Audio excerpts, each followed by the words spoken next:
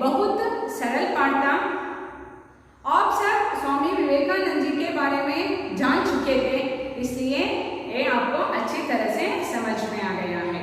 इस पाठ के जो प्रश्नोत्तर हैं आप इसको अच्छी तरह, मैं सबको व्हाट्सएप में भेजती हूँ, आप इससे अच्छी तरह से लिखना है। अच्छे बच्चों, हाँ, आप घर में रहें, अच्छी तरह से पढ़ाई करें। अगले सप्ताह में एफए परीक्षा की निरीक्षा कर रहे हैं आप अच्छी तरह से पढ़ाई कीजिए। मैं ये समाप्त करती हूँ। धन्यवाद।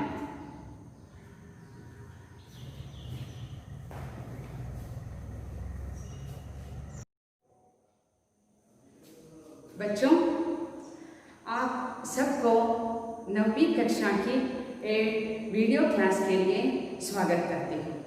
बच्चों, इस दिन तक 2 पाठ हुआ है आपका। पहला था जय जय भारत माता, वो पाठ का विधा था कविता, और उस कवि का नाम था मैथिली शरण गुप्त जी। और दूसरा था गुलाब सिंह, उसकी पाठ का विधा था कहानी, उसकी रचनाकार थी सुभद्रा कुमारी चौहान। अब आगे चलेंगे तीसरी पाठ की ओर। मैं एक पाठ के नाम बताने के पहले आपको मैं एक वीडियो एक स्पीच, ये ऑडियो स्पीच है, उसको सुनाना चाहती हूँ। आप उसको ध्यान से सुनना है। इसमें आप क्या सुनना है कि जब वो व्यक्ति दूसरे देश में जाकर भाषण करते समय किस तरह ये श्रोतागण का ना वो अपना संतृप्ति को व्यक्त की है। अच्छे बच्चों, सुनो इस स्पीच को। अमेरिकी बहनों और भाइयों,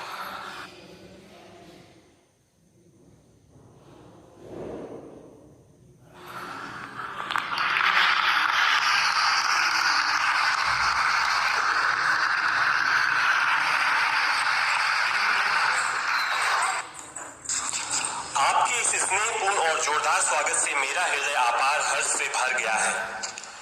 मैं आपको दुनिया के सबसे पौराणिक भिक्षुओं की तरफ से धन्यवाद देता हूँ। मैं आपको सभी धर्मों की जननी की तरफ से धन्यवाद देता हूँ, और मैं आपको सभी जाति संप्रदाय के लाखों करोड़ों हिंदुओं की तरफ से धन्यवाद देता हूँ। मेरा धन्यवाद उन वक्ताओं को भी जिन्होंने इस मंच से यह कहा कि दुनिया में सहनशीलता का विचार सुदूर पूरब के देशों से फैला है। मुझे गर्व है कि मैं एक ऐसे धर्म से हूँ जिसने दुनिया को सहनशीलता और सार्वभौमिक स्वीकृति का पाठ पढ़ाया है। हम सिर्फ सार्वभौमिक सहनशीलता में ही विश्वास नहीं रखते, बल्कि हम विश्व के सभी धर्मों को सत्य के रूप में स्वीकार करते हैं। मुझे गर्व है कि मैं एक ऐसे देश से हूँ जिसने इस धरती के सभी देशों के सताए गए लोगों को शरण दी है। मुझे यह बताते हुए गर्व हो रहा है कि हमने अपने हृदय में उन इजरायलियों की शुद्धतम स्मृतियां बचा कर रखी हैं, जिनके मंदिरों को रोमनों ने तोड़ कर खंडहर बना दिया, और तब उन्होंने दक्षिण भारत में शरण ली। मुझे इस बात का गर्व है कि मैं एक ऐसे धर्म से हूँ जिसने महान पारसी देश के अवशेषों को शरण दी और अभी भी उन्हें बढ़ावा दे रहा है।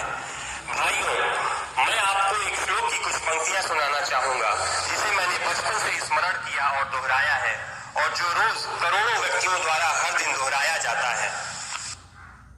जिस तरह विभिन्न धाराओं की उत्पत्ति विभिन्न स्रोतों से होती है, उसी प्रकार मनुष्य अपनी इच्छा के अनुरूप अलग अलग मार्ग चुनता है। वो देखने में भले सीधे साधे या टेढ़े मेढ़े लगे, पर सभी भगवान तक ही जाते हैं। वर्तमान सम्मेलन, जो कि आज तक की सबसे पवित्र सभाओं में से है, स्वयं में गीता में बताए गए एक सिद्धांत का प्रमाण है। जो भी मुझ तक आता है, चाहे किसी भी रूप में, मैं उस तक पहुंचता हूँ। सभी मनुष्य विभिन्न मार्गों पे संघर्ष कर रहे हैं, जिसका अंत मुझ में है। सांप्रदायिकता, कट्टरता और इसके भयानक वंशज हठधर्मिता लंबे समय से पृथ्वी को अपने शिकंजे में जकड़े हुए हैं। इन्होंने पृथ्वी को हिंसा से भर दिया है। कितनी बार ही ये धरती खून से लाल हुई है, कितनी ही सभ्यताओं का विनाश हुआ है, और कितने देश नष्ट हुए हैं। अगर ये भयानक राक्षस नहीं होते तो आज मानव समाज कहीं ज्यादा उन्नत होता, लेकिन अब उनका समय पूरा हो चुका है। मुझे पूरी उम्मीद है कि आज इस सम्मेलन का शंखनाद सभी हठधर्मिता, हर तरह के क्लेश, चाहे वो तलवार से हो या कलम से, और हर एक मनुष्य जो कि एक ही लक्ष्य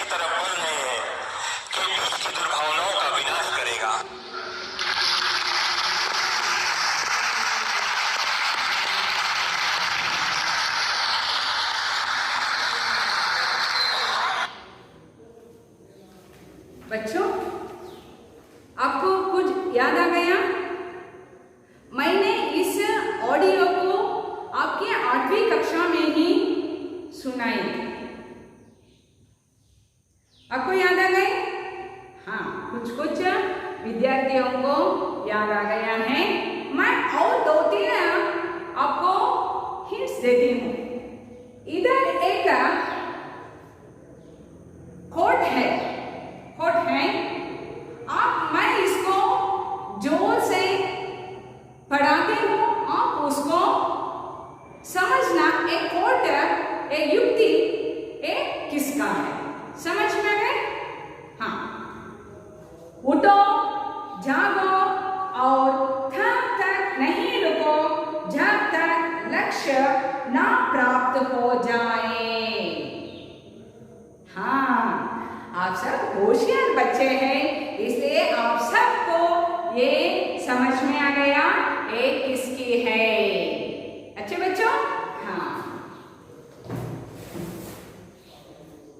तो आप देख सकते हैं उसका भावचित्र भी है ना। ಏಳು ಎದ್ದೇಳು ಗುರಿ ಮುಟ್ಟುವ ತನಕ ನಿಲ್ಲದಿರು, ये था स्वामी विवेकानंद जी का थीम। आप बता सकते हैं महात्मा गांधी जी इस जैसे व्यक्तियों की तरह बहुत सारे महान व्यक्ति हम देखे हैं। आप पहचान सकते हैं ये कौन है? हाँ, ये भगवान बुद्ध जी हैं। ये कौन है? हाँ, भगवान महावीर। और ये आप सबको तो पता है। तो ये है महापुरुषों की एक हट। देखो, बुद्ध है, महावीर है, गुरु नानक है, शंकराचार्य है, रामानुजाचार्य, मध्वाचार्य, बसवण्ण, विद्यारण्य और रामकृष्ण परमहंसा। याद आ गया? आपका हमार जानने जा रहे हैं कौन सा पाठ? स्वामी विवेकानंद। अच्छे बच्चों, तो हम सबको याद आ गया है स्वामी विवेकानंद जी का, जब उन्होंने संयुक्त राज्य गए थे कब? हाँ, 1893 में। ये ऑडियो है ना, ये ऑडियो 100 वर्ष के पहले का है, 100 वर्ष से पहले का। तो हमने स्वामी विवेकानंद जी का भावचित्र भी देखा और उनका वाणी भी सुना। अब हम आगे चलेंगे इस पाठ के लेखक के। इस पाठ के लेखक हैं जगदीश चंद्र। जगदीश चंद्र जी ने अनेक महापुरुषों की जीवनी लिखी है। मैंने महापुरुषों का भावचित्र दिखाया ना। हाँ, ऐसे बहुत सारे महापुरुषों के जीवनी का मतलब क्या है? जीवन चरित्र। आपको समझना है, आत्मकथा अलग है और जीवनी अलग है। ये जीवनी को किसी भी लिख सकते हैं, पर एक आत्मकथा है ना, ये खुद लिखता है। अच्छे बच्चों? हाँ, तो महात्मा गांधी जी का एक आत्मकथा है, उसका नाम है हाँ नन्ना सत्यान्वेषणे। वैसे ही बहुत सारे महापुरुषों ने अपना आत्मकथा लिखी है। जवाहरलाल नेहरू, अब्दुल कलाम, ऐसे बहुत सारे महापुरुषों ने लिखा है उनकी आत्मकथा। तो ये है स्वामी विवेकानंद जगदीश चंद्र से लिखी हुई एक जीवनी है। जगदीश चंद्र से आप जैसे बच्चों के लिए बहुत सारी छोटी छोटी जीवनी लिखी है महान पुरुषों का। अच्छे बच्चों, तो अब हम आगे चलेंगे एक पाठ के आशय के ओर। तो बच्चों, आप पुस्तक खोलिए। हाँ, होती आए ना बच्चे, अच्छे बच्चे ना। हाँ, देखो, भारत देश में जन्मे अनेक महान व्यक्तियों ने भारत की कीर्ति विदेशों में फैलाई। ऐसे व्यक्तियों में से एक स्वामी विवेकानंद। इस पाठ में उनकी महानता के परिचय के साथ देश प्रेम की प्रेरणा भी प्राप्त कर सकते हैं। तो भारत देश में बहुत सारे महान पुरुषों ने जन्म लिया है। मैंने उनका बहुत सारे महान व्यक्तियों का भावचित्र भी दिखाया है ना। बुद्धा, महावीरा, रामकृष्ण परमहंस, शंकराचार्य, रामानुजाचार्य, मध्वाचार्य, ये सब महान पुरुष हैं भारत का, है ना। हाँ, इन्होंने क्या किया है, जो भारत के कीर्ति को विदेशों में फैला है। ये भारत में ही नहीं, विदेश में भी भारत के कीर्ति को फैलाए हैं।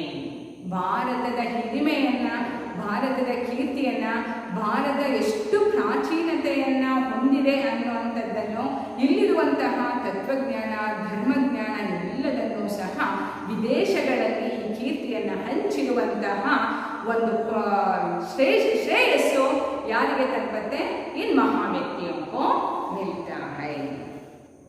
ऐसे व्यक्तियों में से एक है स्वामी विवेकानंद। इस तरह भारत के जो कीर्ति को विदेश में फैली महान व्यक्तियों में से एक है हमारा स्वामी विवेकानंद जी। इस पाठ में उनकी महानता के परिचय के साथ देश प्रेम की प्रेरणा भी प्राप्त कर सकते हैं। इस पाठ में हम दो अंशों को समझ सकते हैं। पहला है उनकी जीवन, उनकी महानता। उनकी महानता क्या है, व्यक्तिगत महानता क्या है। दूसरे अंश है देश प्रेम, दूसरा है देश प्रेम। इन दोनों को हम समझना है।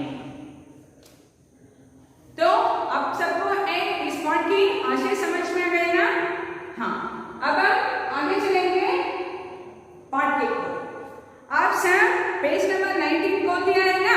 हाँ, ध्यान से देखते जाइए। मैं पूरा पाठ को नहीं पढ़ती, मैं सिर्फ 2-3 पैरा पढ़ती हूँ, आप उसको ध्यान से सुनना। मैं इस पैरा को और एक बार एक्सप्लेनेशन नहीं करती, समझ में गया।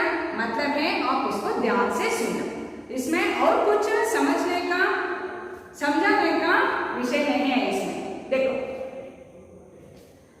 भारत के इतिहास में स्वामी विवेकानंद का नाम अमर है। इस वीर सन्यासी ने देश विदेश में भ्रमण कर भारतीय धर्म और दर्शन का प्रसार किया तथा समाज सेवा का नया मार्ग दिखाया। स्वामी विवेकानंद का जन्म 12 जनवरी 1863 को कलकत्ते के एक कायस्थ घराने में हुआ था। उनके बचपन का नाम नरेंद्र देव था। उनके पिता श्री विश्वनाथ दत्ता एक प्रतिष्ठित वकील थे। उनकी माता श्रीमती भुवनेश्वरी देवी धर्मपरायण महिला थी। उनके माता पिता के नाम को आप पेंसिल से अंडरलाइन करना है। मैं जब इसको एक्सप्लेनेशन करती हूँ तब आपको उत्तर देना है। बालक नरेंद्र का शरीर स्वस्थ, सुडौल और सुंदर था। कुश्ती लड़ने, दौड़ लगाने, घुड़सवारी करने और तैरने में उन्हें बड़ा आनंद मिलता था। वे संगीत एवं खेल कूद की प्रतियोगिताओं में भी भाग लिया करते थे। नरेंद्र आरंभ में से ही पढ़ाई लिखाई में बड़े तेज थे। वे अपने स्कूल में सर्वप्रथम रहा। एंट्रेंस परीक्षा में भी वे प्रथम श्रेणी में उत्तीर्ण हुए थे। बीए की परीक्षा के पास करने के बाद उन्होंने कानून का अध्ययन प्रारंभ किया। इसी बीच में उनके पिता का देहांत हो गया। आप इसी तरह अल्प विराम, पूर्ण विराम, ये पूर्ण सभी विराम चिन्हों को ध्यान में रखते हुए पाठ को वाचन करना है। अच्छे बच्चों, आप मैं 1 मिनट टाइम देती हूँ, इसको एक बार देखिए। मैं प्रश्न पूछने जाती हूँ।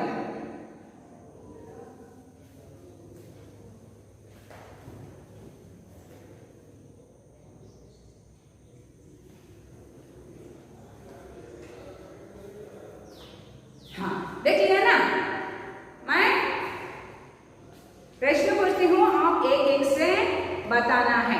मैंने आदर्श वाचन की हूँ, उसमें आप अंडरलाइन किया है कुछ विषयों को, उसके आधार पर। विवेकानंद के बचपन का नाम क्या था? विवेकानंद के बचपन के नाम नरेंद्र देव था। विवेकानंद का जन्म कब हुआ?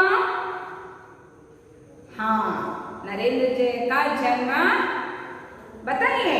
हाँ, ये है इसमें 12 जनवरी 1863। समझ में गया? हाँ। तो उनके माता पिता कौन हैं? माता का नाम भुवनेश्वरी देवी और पिता का नाम विश्वनाथ दत्त था। माता कैसी थी? माता धार्मिक महिला थी। विवेकानंद के पिता क्या काम करते थे? हाँ, एक प्रतिष्ठित वकील थे। समझ में गया? हाँ। तो वो देखने में कैसा था स्वामी विवेकानंद जी? अब एक बार फिर देखिए, स्वामी विवेकानंद जी कितना सुंदर है, सुडौल है, कट्टु मस्तागिरोदु ಅಂತ ಹೇಳ್ತೀವಲ್ವಾ?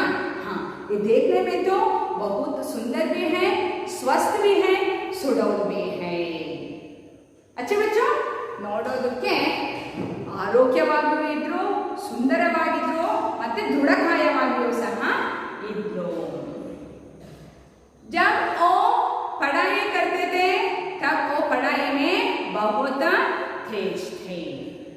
एंट्रेंस परीक्षा में उन्होंने प्रथम श्रेणी में पास किया था और उसके बाद उन्होंने कानून का भी अध्ययन किया। उनके पिता वकील था ना, वकील ಅಂದ್ರೆ ವಕೀಲರು, ಲಾಯರ್ ಅಂತ ಹೇಳ್ತೀವಲ್ಲ, वैसे ही स्वामी विवेकानंद ने भी एक कानून का अध्ययन किया। उनमें और प्रथम है और कुछ विषय हैं, वे संगीत और खेलकूद के प्रतियोगिता में भाग लेते थे। ये प्रतियोगिता का मतलब क्या है? प्रतियोगिता को स्पर्धा, प्रतियोगिता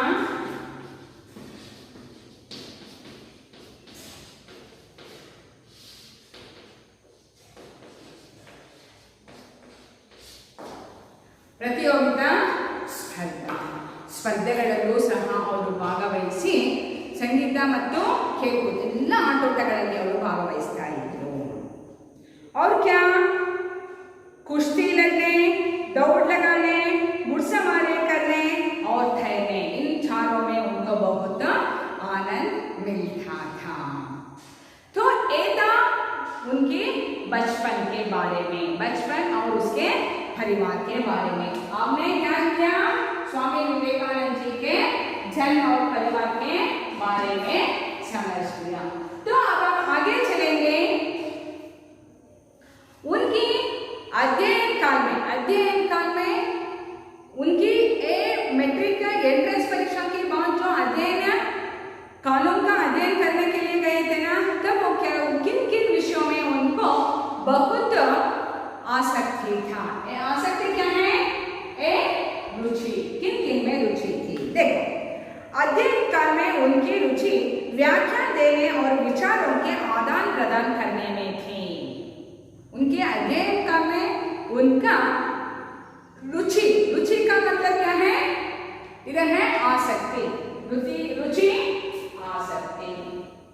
किन में? व्याख्यान देने। व्याख्यान का मतलब क्या है? ಭಾಷಣವನ್ನ ಮಾಡೋದು ಅಂದ್ರೆ ಅವರಿಗೆ ತುಂಬಾ ಇಷ್ಟ। और उसके साथ साथ विचारों के आदान प्रदान का मतलब है चर्चा करना। हम जो विषय जानते हैं उसको बताना, जो रहते हैं ना वो अपने विचारों को व्यक्त करते हैं। इस तरह विषयों का आदान प्रदान करना और व्याख्यान देना स्वामी विवेकानंद जी के लिए बहुत आसक्तिदायक था, रुचि थी। इसके साथ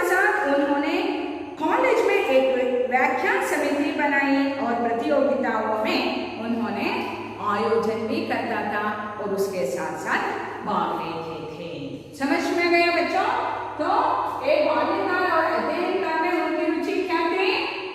हाँ, व्याख्यान देने और विचारों को आदान प्रदान करने में थी।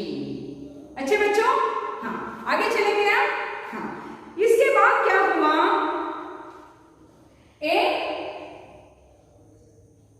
उसके बाद स्वामी विवेकानंद जी ने बहुत जिज्ञासा, जिज्ञासा क्या है? जिज्ञासा है जानने की इच्छा, ತಿಳ್ಕೊಳ್ಳುವಂತಹ ತುಂಬ ಕುತೂಹಲ ಇತ್ತು.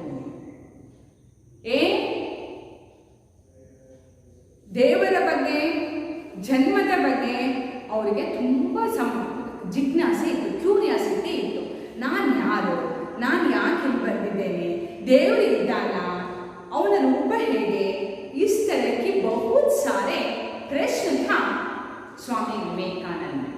इसीलिए उन्होंने अच्छे गुरु की प्रतीक्षा कर रहा था. तब उनको मिला गुरु रामकृष्ण परमहंस. रामकृष्ण परमहंस से उन्होंने मिला. देखो, एक दिन नरेंद्र रामकृष्ण परमहंस के पास पहुंचे और अपनी जिज्ञासा उन्हें कह सुनाई. रामकृष्ण परमहंस ने नरेंद्र को अपना शिष्य स्वीकार किया. जब उन्होंने अपनी जिज्ञासाओं को, जिज्ञासा मैंने बताया ಅವನಿಗಿರುವಂತಹ ಒಳಗೆ ಏನೇನೋ ಪ್ರಶ್ನೆಗಳಿತ್ತೋ ಅದನ್ನೆಲ್ಲ ಕೇಳಿದ್ರು. तब रामकृष्ण परमहंस भी बहुत अच्छे गुरु थे.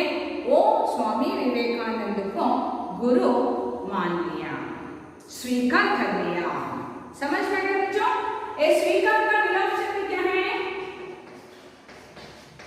स्वीकार, तिरस्कार.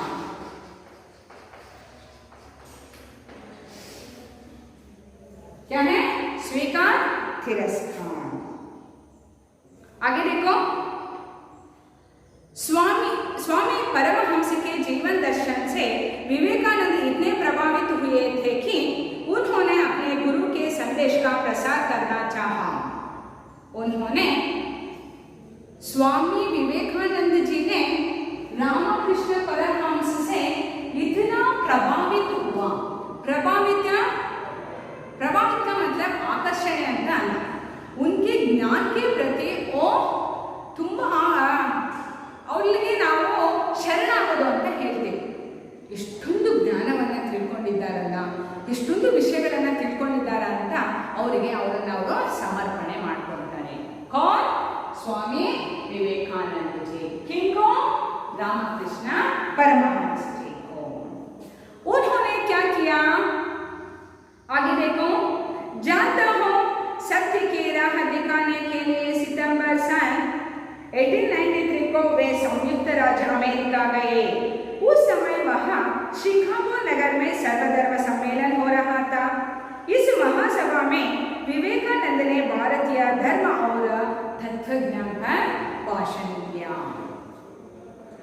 जब स्वामी विवेकानंद जी का बेटा गुरु रामकृष्ण परमहंस से हुए था, क्या हुआ? हाँ, प्रभावित होकर स्वामी विवेकानंद जी ने उनको जो ज्ञान था ना, उस ज्ञान को पूरे देश में, पूरे विश्व में प्रसार करना चाहा. ಈ ಸಂದೇಶವನ್ನು ಎಲ್ಲರಿಗೆ ತಲುಪಿಸಬೇಕು ಅಂತ ನಿರ್ಧಾರವನ್ನ ಮಾಡಿದ್ರು. इसीलिए उन्होंने संयुक्त राज्य कहाँ गया? हाँ, अमेरिका गया. तब वो क्या हो रहा था? सर्वधर्म सम्मेलन हो रहा था. तब उस सम्मेलन में उन्होंने भाषणकार के रूप में भाषण किया. तब उन्होंने किनके बारे में बताया? उन्होंने भारत के धर्म और तत्वज्ञान के बारे में भाषण दिया. मैंने पहला आपको एक वीडियो, एक ऑडियो सुनाया. याद आ गया आपको? हाँ, इस क्लास पूरा होने के बाद और एक बार उसको सुनिए, है ना. जब वो भाषण करने शुरू करते हैं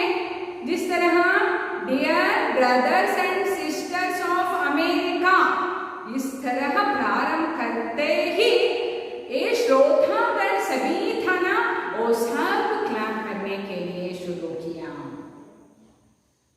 क्योंकि उनका वाणी वैसा था, उनका वाणी वैसा था। उसकी हृदय में वो अमेरिका वाले जैसे नहीं था, इसीलिए उन्होंने कैसे किया, brothers and sisters of America, ये शब्दों से ये पूरे अमेरिका वासी मंत्रमुग्ध हो गए, मंत्रमुग्ध हो गए, मोहित हो गए। सब इम्प्रेस कहते हैं ना शब्द, हाँ, ये सब मोहित हो गए इनकी भाषण से। आप सबने उस ऑडियो में सुना होगा, एक क्लैप है ना, उस 2 मिनट वो क्लैप प्रारंभ ही है, ये पूरा भाषण करने के बाद वो अंत समाप्त करते हैं ना, तभी वो क्लैप है ना, ये 2 मिनट है।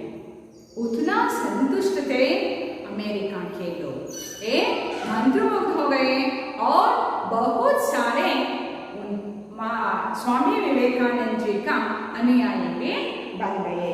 इसमें एक है सिस्टर निवेदिता। कौन है? सिस्टर निवेदिता।